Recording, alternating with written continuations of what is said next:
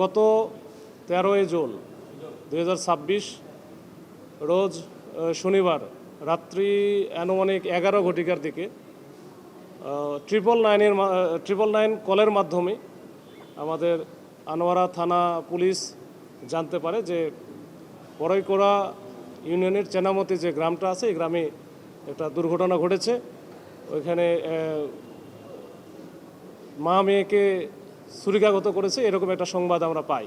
পাওয়ার পরপরই ওসি, আনোয়ারা থানার ওসি এবং আনোয়ারা সার্কেল সেখানে দ্রুত ঘটনাস্থলে উপস্থিত হয়ে তারা দেখতে পারে যে ওখানকার যে এই চেনামতি গ্রামের যে বড়ুয়া সম্প্রদায় আছে, বড়ুয়া সম্প্রদায়ের এখানকার যে একজন গৃহবধূ নাম হচ্ছে আনি বড়ুয়া এবং তার মেয়ে প্রিয়ন্তী বড়ুয়া, এই দুইজন তাদের ঘরের ভিতরে, একজন বারান্দায় এবং একজন ঘরের ভিতরে মৃত অবস্থায় পড়ে আছে।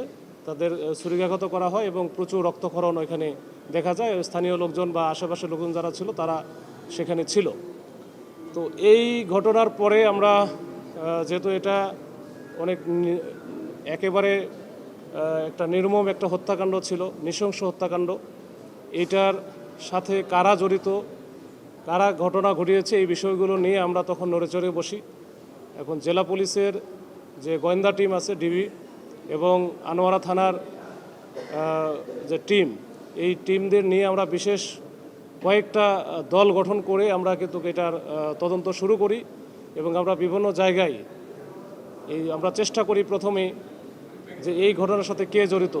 তো সেইটার প্রাথমিক একটা ক্লু আমরা যেখানে ওখান থেকে পাওয়ার পরে আমাদের গোয়েন্দা তথ্য প্রযুক্তির যে বিশ্লেষণ এবং ওই আশেপাশের লোকজনের কাছ থেকে পাওয়া তথ্যের উপর ভিত্তি করে আমরা কিন্তু বিভিন্ন এলাকায় একবার নিরবিচ্ছিন্নভাবে আমরা সেই দিন থেকেই ওই রাত্র থেকেই কিন্তু আমরা অভিযান পরিচালনা করতে থাকি। কিন্তু যাকে আমরা সন্দেহ করছিলাম বা এই সাসপেক্টের বিভিন্ন জায়গায় তার অবস্থান পরিবর্তন, আত্মগোপন থাকার যে কৌশল, এই বিভিন্ন কারণে আসলে আমাদের অনেক শ্রম দিতে হয়েছে, নিরলস পরিশ্রম করতে হয়েছে। সর্বশেষ গতকালকে আমরা রাত্রে আনুমানিক 10টার দিকে বা 10:30টার দিকে পটিয়া থানাধীন এলাকা থেকে কিন্তু তাকে আমরা গ্রেপ্তার করতে সক্ষম হই। তো যাকে গ্রেপ্তার করি তার নাম হচ্ছে রিমন বড়ুয়া ওরফে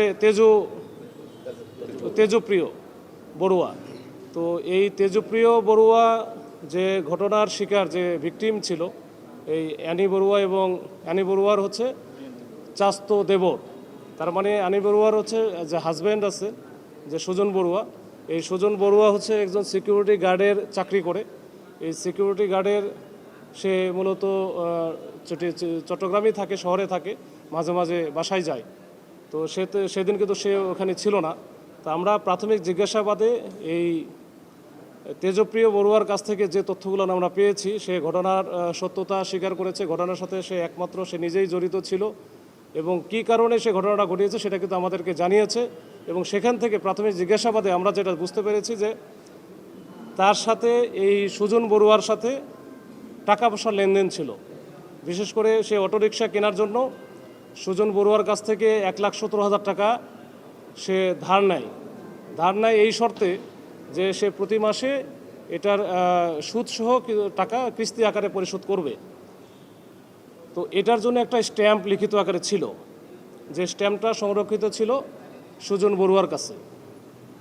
তো এই স্ট্যাম্পের কারণে সে মাসে মাসে এটা দিয়েও আসতেছে, কিন্তু মাঝখানে সে আসলে বিভিন্ন কারণে হয়তো বা সে খুব বেশি এটা রেগুলার দিতে পারতেছিল না। এটা নিয়ে তাদের মধ্যে একটা আন্তঃকলহ বা অন্তর্দ্বন্দ্ব দেখা দেয় এবং বিশেষ করে যে এই আমাদের ভিকটিম এই ঘটনার অ্যানি বড়ুয়ার সাথে এটা সম্পর্কের অবনতি ঘটে এবং সে নিজে প্ল্যান করতে থাকে যে এই টাকাটা কিভাবে মানে না দেওয়া লাগে। এইটারই উপর ভিত্তি করে সে কিন্তু করে কি, ওই যে তার মাথায় চিন্তা আসে যে ওইখানে যেহেতু স্ট্যাম্পটা আছে তাদের বাড়িতে, তো এই স্ট্যাম্পটা যদি কোনোভাবে সে নিয়ে আসতে পারে তাহলে আর টাকা দেওয়া লাগবে না, বা সে এটা ক্লেম করলেও হয়তো লোকজন বলবে যে না আমি তো টাকা দিয়ে দিছি। তো এই স্ট্যাম্প নেওয়ার জন্য সে কিন্তু মোটামুটি রাত্রে 10টা 10:15টার দিকে সে ওই এলাকা ওই তার বাড়ির একেবারে পিছনের দিকে ওই দিকে তো একটু ঝোপ জঙ্গল আছে, মানে বসতি বাড়ি নাই, বসতি বাড়ির সামনের দিকে পিছনে গিয়ে যে একটা দরজা আছে, দরজার ওখানে সে অবস্থান করতে থাকে, ওত পেতে থাকে আর কি।